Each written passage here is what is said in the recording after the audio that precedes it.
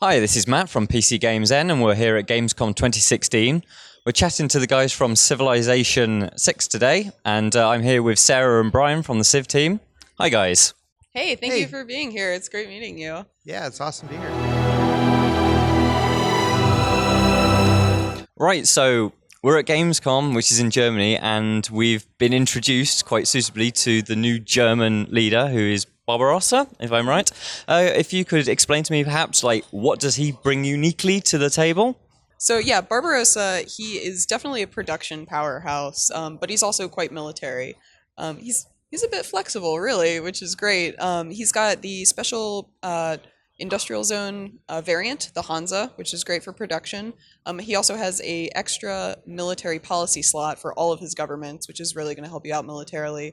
But I think my favorite thing about Barbarossa is that you have the extra district that you can build. You're usually limited based on your population, but he gets an extra one. So it's flexible. It really helps you if you want to try different play styles. And the one thing you notice the moment he turns up on screen is that, he's this big, burly guy. He's got the huge beard going on.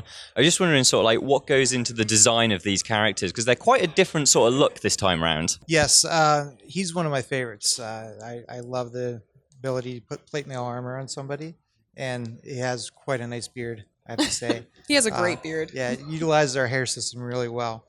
In the very beginning, we have a long list of leaders that we have potential, and it's really hard to choose because there's so many great leaders in history.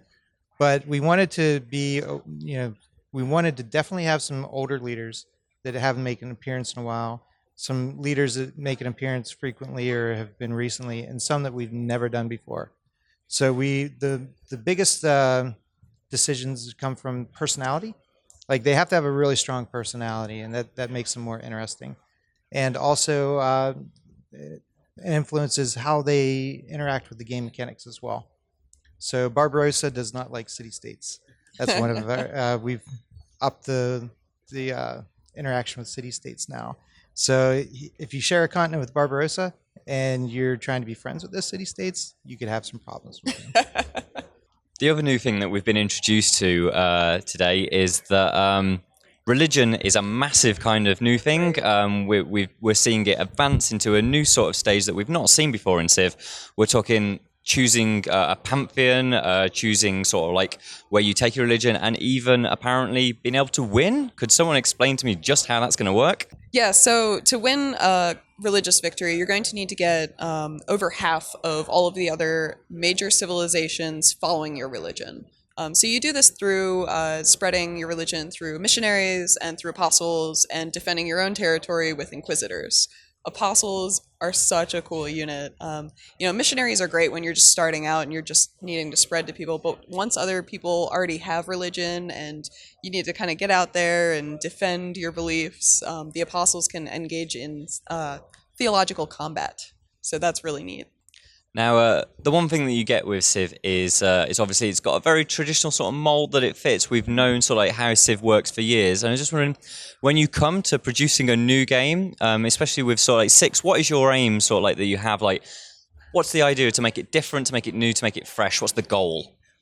Well, it's very important that it feels familiar to old players, and it's accessible to new players. So it's important. We have a rule, a 33% rule. 33% of Civ stays the same. 33% has been tweaked or enhanced, and 33% is completely new. We find that formula gives it, it still retains its natural, funness, and it's got that familiarity, but it's such a delicate balance to add new things and make everything fresh. But I think the formula really has been working. Yeah, and a lot of it's based on the advances in the Gods and Kings, the expansion for Civ 5. Everybody really liked what we did with that. All the elements we had introduced were well received. So we wanted to make that our starting point.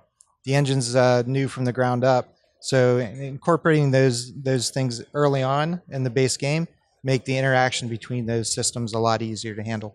So for fans out there, the excitement comes from just the anticipation of seeing something new. But you guys know exactly what's new, and you've been designing it from this. So I want to know, what is it that you find really exciting about Civ and about Civ 6 especially? So I was playing at home the other night. I've told this story a few times today.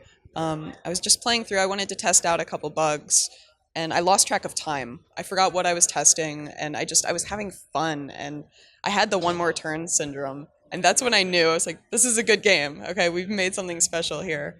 But it's just the replayability. The map is so important, and because it's changing so much every time you're playing the game, there's a level of unpredictableness that I have found like amazingly fun. It's very challenging, but because Civ has so many different systems, it really allows you to react to that. I've really had a lot of fun with the active research system.